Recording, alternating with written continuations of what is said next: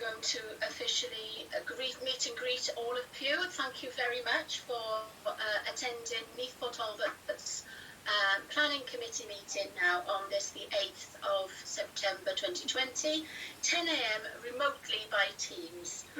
Registered speakers will have their 5 minutes to speak. Tammy will be operating the clock, and at the end of the 5 minutes it will be terminated. So it's the interest of fairness. There will be the right to reply, as Tammy said. Local members, I don't restrict local members to 5 minutes, so I wouldn't want you to speak for half an hour, but you know, you're not limited to 5 minutes, and obviously members of the committee as usual meeting. Okay, you will all be aware that certain literature arrived yesterday. You will have all received literature.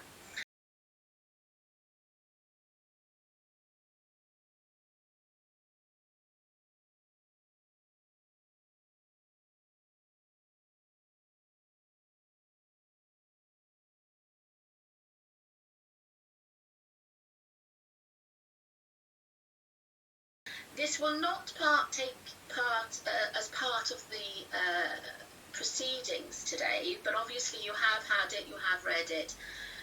You may ask questions, any questions on the debate part of it, so if anybody wants to ask questions, but we won't be actually questioning that document, so I hope that's clear for everybody. This is in the interests of fairness and equity.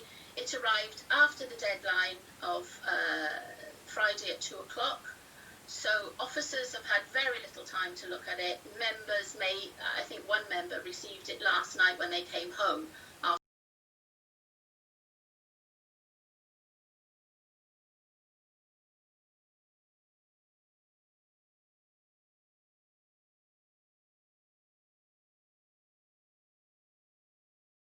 after a day out. So it's not been fully accessible to everybody, so that's why it's not going to be included in the proceedings.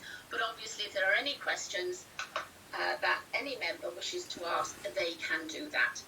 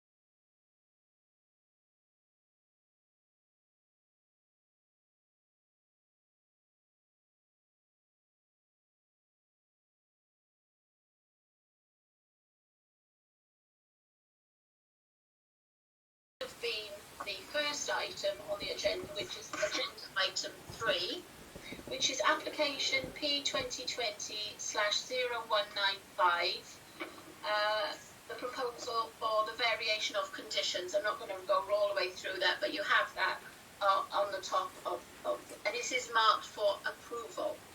So we do have a registered speaker, so I will call on them shortly once we've Steve has taken us through the application. But I do want to just again mention the literature. You may or may not have seen it, but regardless of that, you are able to ask questions on the item at any time.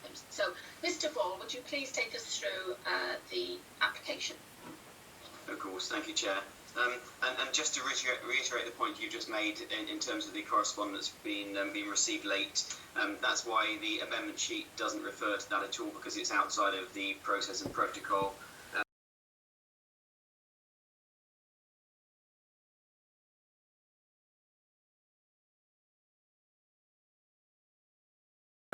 but you will note that one of the registered speakers is a Mr. Richards, who is the author of the submission that came round. So no doubt Mr. Richards will be able to raise whatever he wishes in his presentation to you, and then obviously at that point you'll be able to draw any matters or any issues you wish to raise with me as a consequence. Mr. Ball, just to you. Yes, Councillor. I just wondered how you knew that Mr. Richards was the author, because I couldn't see anywhere on it that somebody had signed it. I believe correspondence from Mr. Richards throughout the course of this application, which has raised, if not all, certainly almost all of the matters raised within the Q&A event. So what I was going to say under the representation section is quite a lengthy representation summary has been provided, and that I would say summarises everything within the submissions, which are largely raising significant concerns about land contamination, and obviously we'll come to that in my response and any discussion we may have. That's fine. Thank you, Mr. Ball. Carry on. Right, well, I'll do as normal. I'll turn my camera off and I'll share the presentation again. Just before you start, I just want to remind members it is to be taken into account with the amendment sheet. Yes, thank you, Chair. Yeah. And in response, we have had substantial representations from the local community. Approximately 80 representations have been received, not from 80 individual properties. I believe it's somewhere in the region of 40 properties, but we have had a lot of representations, and all of their concerns have been summarised on pages 10 through to 14. Yep. And then in addition to that, you'll also note that the summary of comments, there's an email from Jeremy Miles, MS, yep, on behalf of a local resident, which is drawing the same kind of issues that have been raised in correspondence with us already, but raising our attention to them from Jeremy Miles, MS. You'll also note that both local councillors, in terms of Councillor Dale Morgan and Councillor Simon Knoyle, have also both submitted representations, and we have had quite extensive ongoing discussions with the local ward members to advise them of the progress of the application, because they will be speaking today, but generally speaking, there's a support for residential development on this site, because I believe there's an acceptance of the extant consent and the 30-odd year principle of development for residential properties on this site, about loss of trees and everything. So that's why I draw attention to this particular plan in front of us now. We have been seeking to clarify, because we've had tree surveys submitted to us, and this plan does indicate that the majority of trees within and around the site are necessarily required to be removed to facilitate the development of the site because of the changes in levels, and because of the, particularly on the northern boundary, because of the the vision displays that are necessary to achieve the required vision on the access to the A4109. But the landscaping plan that you have before you here shows we've negotiated, hopefully, if possible, retention of certain trees on the highway, although they may need to go because of these Section 278 highway works, I would advise.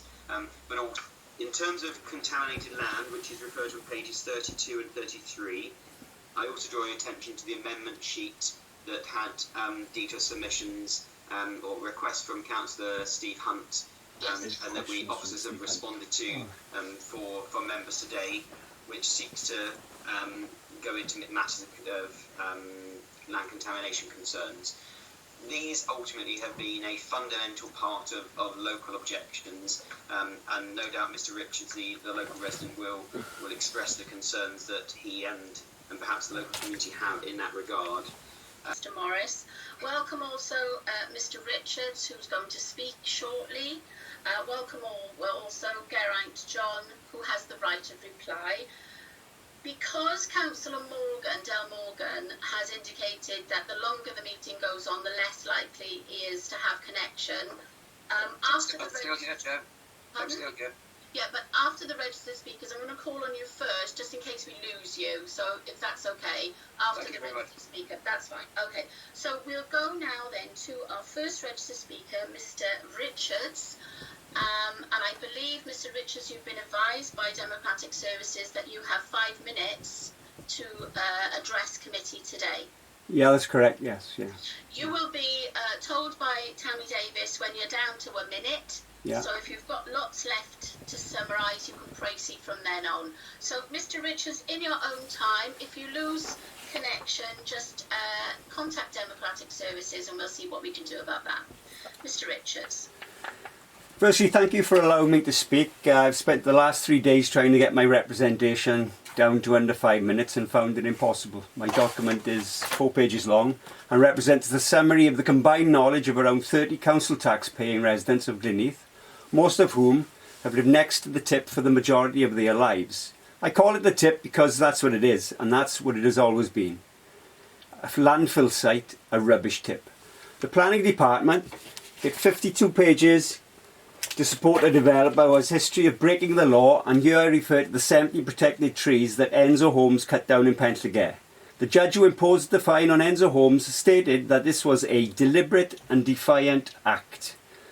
Most of you will have received our report on how the planning department broke the 1990 Environmental Protection Act. In 2010, the planning committee rubber-stamped planning department malpractice, and that has placed the lives of Glynneath residents at risk, and this includes my children. This is unacceptable. This is an unacceptable practice, and you are now aware. This 52-page document provides the combined knowledge of a few people who have walked over the site a couple of times and have tinkered with information on their desktops. The only geological survey that goes partway to identifying the complexities of the site was hidden in 2008 along with the contamination. This survey was withdrawn because it showed that the majority of the site was contaminated and that areas of the site were unsuitable for development. The document includes statements such as, it is assumed that no development of the area in the southwest of the site adjacent to the stream will take place. It is assumed would suggest that only an idiot would build houses at the location. Or perhaps we should rephrase that to include a developer that lacks integrity, as is proven at Penllygare, and is happy to build houses and move on to other developments, leaving other people to deal with the subsidence and flooding problems caused by the development. We can see that this has happened previously in the same location. The planning committee should take time out to visit numbers 2 to 8 Bryn Hyfryd. These houses are still experiencing subsidence problems 50 years on after being built. The planning committee are not in possession of the full facts of this application. You have been asked again to rubber stamp the malpractice and the negligence of the planning department. Due diligence was undertaken in 2008, but this was 3 years too late because it contradicted the plans already approved by a committee in 2005. The Cuddy group didn't care because their intention was never to build on the site. The approval for houses was a lost leader for Cuddy. It allowed them to tip without licence. For every £1,000 they spent, they made £10,000 on tipping other people's waste material. To return to the current application, if the stream is tunnelled, then this creates a dam effect on Lower Bryn Hyfryd, thereby turning it into a basin. We should bear in mind that the stream is located on a major fault in the Earth's crust, and the earthquake we had in 2008 cracked a wall in my garden which is next to the stream. The tunnel will measure around 400 metres, and if a similar occurrence happens in the future, should the tunnel collapse or become blocked, then it will turn Lower Bryn Hyfryd into a death trap that would place at least 10 houses under nearly 3 metres of water. There are serious conservation issues with the tunnelling of the stream. More importantly, it should be noted that the stream is a site of importance for natural conservation. Welsh Government legislation in 2015 and 2016 advises against such actions. The Future Generation Wales 2015 Act and Environment Wales 2016 Act places a duty of care to your council. Both the biodiversity officer and the developer's ecologist disagree with the planning department and have indicated that the stream should remain open. They are in a far better position to judge that no amount of nesting boxes and holes in fences in proposed conditions will mitigate the loss of habitat. The focus of planning has changed since 2005, when it was first suggested to tunnel the stream. Welsh Government legislation in 2015 and 2016 advises against such actions. The Future Generations Wales 2015 Act and Environment Wales 2016 Act places a duty of care on the council. Right, I'm sorry, Mr. Richards, but that is the rules. You've had your 5 minutes. I have been very open with your comments, and I would like to say that they are just your own personal opinion rather than anything else. I mean, you're entitled to that, and that's what you come here to say. So thank you very much. I will, as previous speaker, come back to you for a short time at the end, just in case there's anything else you wish to say. So after that, we have Geraint John, who has the right of reply to that objection. Speaks. Councillor Morgan has indicated that he's having problems. I do want to have his input, and the other, I'll come to the other ones later. So, Councillor Del Morgan, I know you have submitted a representation, but please come and address committee. Yes, please. Thank you, Chair. Fingers crossed the connection is still holding. Can I start by apologising that I haven't seen the amendment sheet? But from what I've heard, if the amendments are relating to conditions which reinforce those points that I have been making as my submission, then of course I'd be very happy with that. Yeah. Okay. Can I then just go on to say that as members will now be clearly aware, this application refers to a site that already has in Breaking up. that means that. All right, I'll try slower. So extant consent, meaning that if members turn down this application today, the situation reverts to that of the previous consent. So the options are approve according to the officer's recommendation with conditions, or reject the application. In my mind, it's clearly better to accept the conditions that are being put before members now, 40 odd conditions which give the council a chance to go through detailed points of protection for local community, and that's much better than reverting to what was in place previously. I would urge members to take on board the concerns of us as local members, and of course the residents of Glynneath over the years, to ensure that the conditions do include and encompass those aspects that I've listed in my submission to the committee. Now these include, briefly, sufficient test borings to be carried out in order to alleviate fears about what may be buried in the land. Borings do need to go down at least to the original levels of the site. Secondly, with regard to the drainage aspects need to be resolved properly. I will ask for that stream that runs behind numbers 56 to 66 Bryn Hyfryd to be considered as a special case.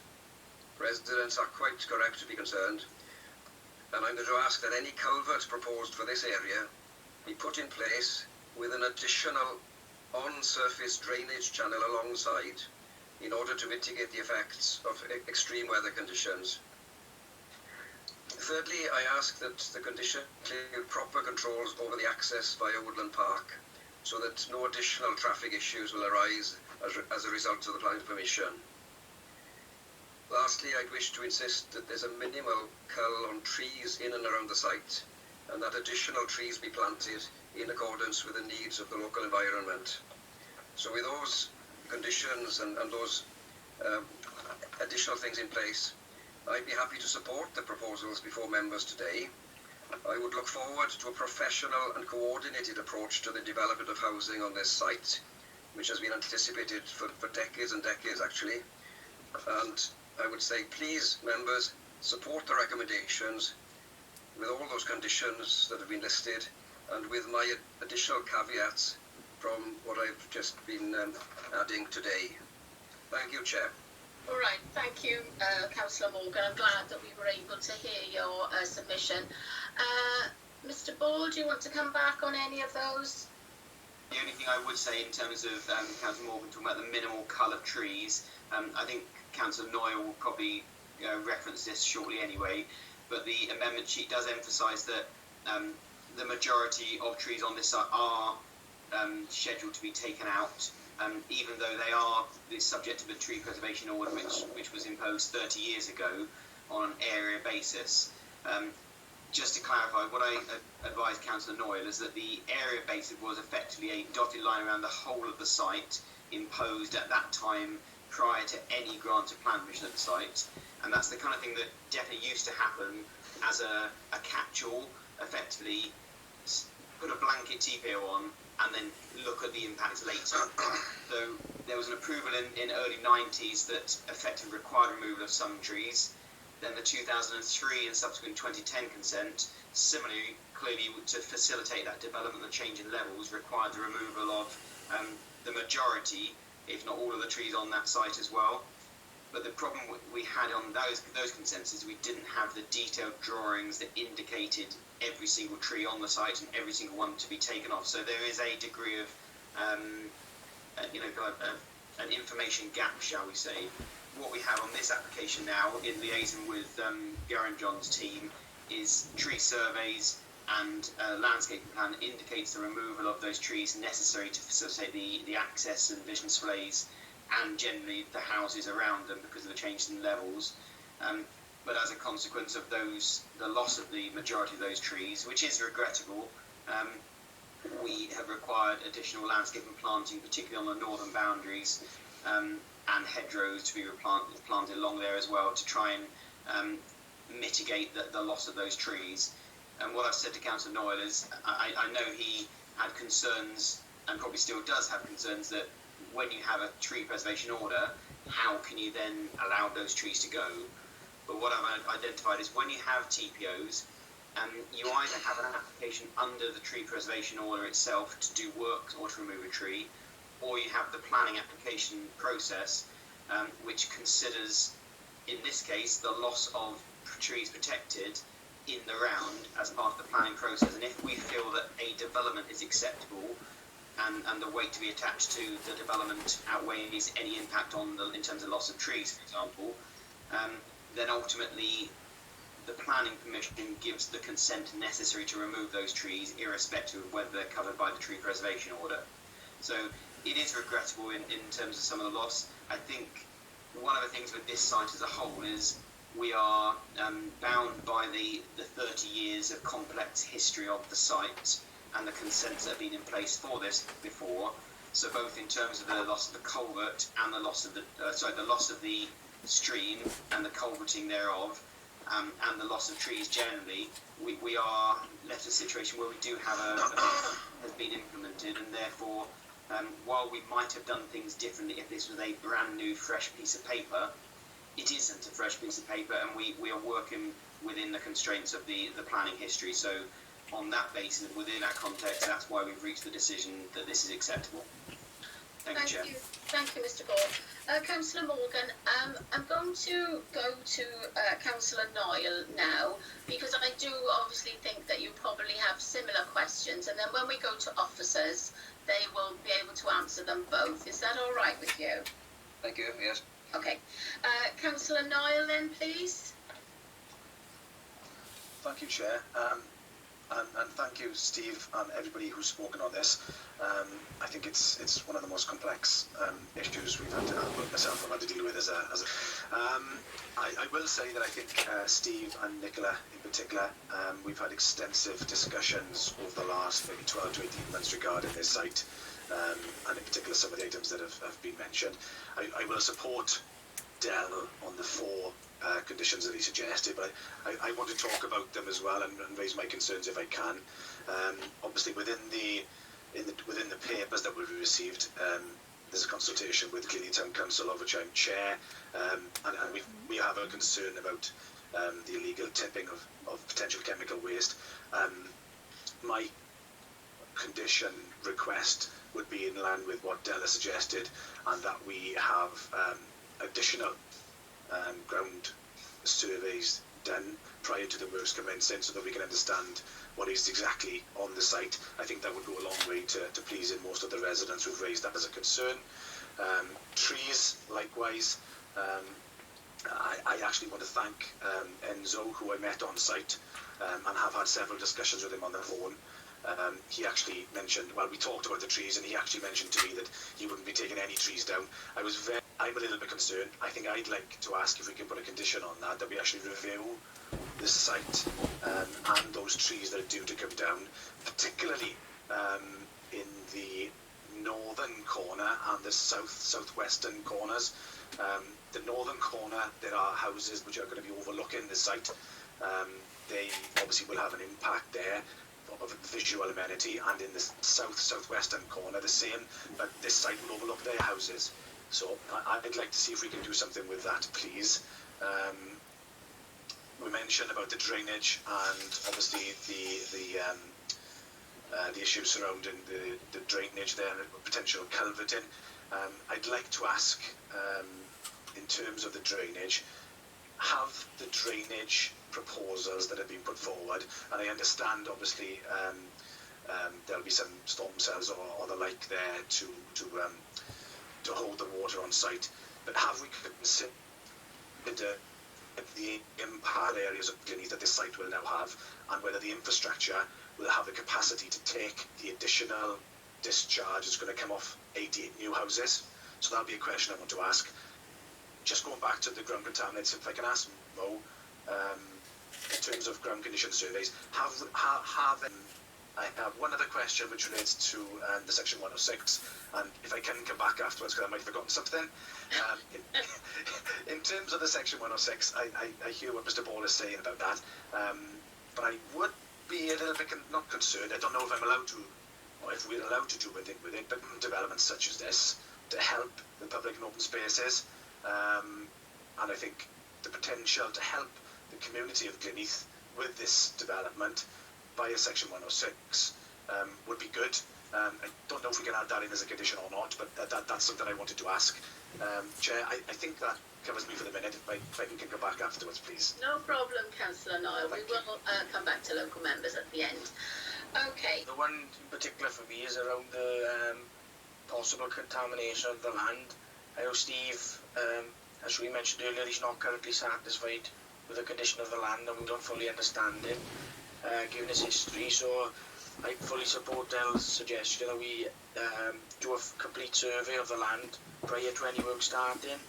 I just feel that is actually in the conditions, but I leave it to the pollution officer to explain that. And I think it's... So I'll go over a little bit of history of the site, just to help answer Councillor Knoyle's question about the site investigations that have been done in the past. Yeah. There was a site investigation in 2008, which was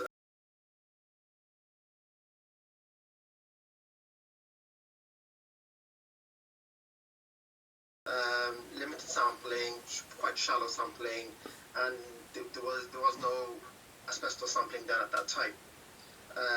Then in 2019, in January and in March, Terra Firma did further sampling on site. Again, the sampling, in my opinion, wasn't sufficient. It was quite localized. Most of the samples were at shallow depth, and although they did asbestos monitoring and sampling in the testing, to me it wasn't enough, considering the site as a whole. So the conditions that I've recommended have been ones that are to fully characterize the site, which would be for human health, environment, as Councillor Hunt has mentioned, and the conditions, the way they are written, the site investigation and the death study would mean that they would have to, in order to fully characterize the site, they would have to do testing at shallow level and at the deeper level, so which would mean drilling down to the natural, up to where the depth of the main ground to understand what we have on site. From the reports that I've seen so far, I've not seen any indication of it. There's been any sort of illegal tipping. All I've seen so far is slightly elevated levels of contamination, but these these levels that I've seen so far are nothing that would be of major concern in a normal development anywhere in McBorough. Okay. And, All right. and they're quite easily to be, the levels that we've got are quite easy to be mitigated. Right. Councillor Knoyle, are you calmed by what you've heard from the pollution officer? Maybe not calm. I think basically what he's saying is that you're not saying that there isn't contamination on the site. What he is saying is that he is not happy with the surveys up to now, and that he has conditioned into this application that would have to be satisfied, he would have to be satisfied before building work could proceed. So Mo, am I characterising what you're saying? Chair, that's perfect. That's exactly what Okay, all right. we're after. Simon? Thanks, Chair. Yeah, and if I can just clarify, specifically to Mr. John, who's here on behalf of the applicant today, and I have spoken to the applicant as well and told him this, that I would be firmly in favour of the development, so long as we could, from our Neath Talbot County Borough Council perspective, close off all of the issues that concerns that we have. One of those being ground contaminants, and as long as we can prove that at the levels which obviously the plateau which is there, which is going to be cut and filled to help with the levels on site, once that is excavated and spread, that we take the samples at the right levels to prove if there are or are not any contaminants. I understand that you can remediate ground and you can build on it, which is a different issue almost. This is to determine whether the ground has any carcinogenics or anything like that could be harmful to the local residents and like when the construction works are ongoing. Thanks, Chair. Councillor Del Morgan, are you happy with the response from the pollution officer? Yes, Chair. More mentioned specifically test boring at shallow and deeper levels, right down to the ground levels, which was I was asking for. And as Simon has just said now, of course, the timing of it is important. I didn't mention it earlier, but I was actually very pleased to see that the current plan proposes to take away the bulk of all the excess material, which is a new thing, because for years we've expected that mountain to remain there, which was crazy. But now that it's going to be taken away, I think the test borings need to happen at a time, which is sensible in relation to after that material is gone. Because if you test now, then you're shifting things around. So that's all I got to say. But Moore has certainly alleviated the original concerns. Thank you. Oh, well, that's good to hear. Okay, just to clarify the situation, questions. Del Morgan? Yes, thank you, Chair. It's just, well, basically we're waiting to see what officers are coming back with. I believe Terry Davis was going to come back with comments on my request so that any culvert that is imposed by condition, or I think it's extant consent anyway for a culvert, but that is supplemented with an on-surface drainage, so that in extreme weather conditions, the culvert may not actually take the water sufficiently. There'd be an additional on-surface drainage facility there as well. That's what I was asking. Thanks, Chair. I think there's a point that Councillor Knoyle is stating he hasn't had addressed yet on the I do beg your pardon, Councillor Knoyle. Thank you. Thank you, Ben.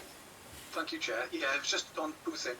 One regarding the trees. I don't think we've had a full and final discussion on the trees, and my point regarding the section 106 that I brought up. I don't know if this is the right or appropriate time. No problem. It's been a long morning. Okay. I know, and you've handled it very well, Chair, can I say.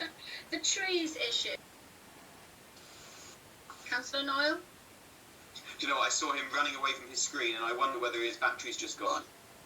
Oh, right. Okay, well, yeah, well, we'll move on and we'll come back to him if it's a short interlude. I can see that Councillor Morgan wanted to thank Terry. Is it quick, Councillor Morgan? Yes, please, Chair. I wasn't sure whether you were going to call me right back at the very end, but just to say I'm grateful for some of the responses I've had.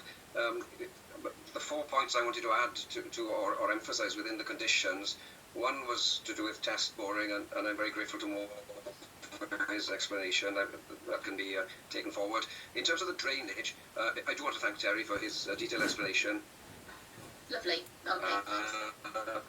I can see the mention be considered. With regard to section 106, can I just say there was, back in the 1980s, one in place which was about £30,000 worth of benefit to the community. Of course, that's lapsed, so there is ground for discussion there.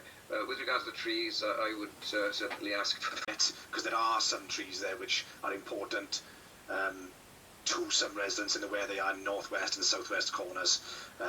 But whether we could do that outside of the and with some informal discussions with Mr. John and Mr. Enzo perhaps would be the right way to do it. Thanks. Steve, yeah. So I would just like to say thank you, Nicola Lake, for that. It does help the committee to make decisions when we have such a comprehensive report. Thank you to the speakers who came to give their opinions. And it's been a long morning, so I close the meeting. Thank you very much. Okay.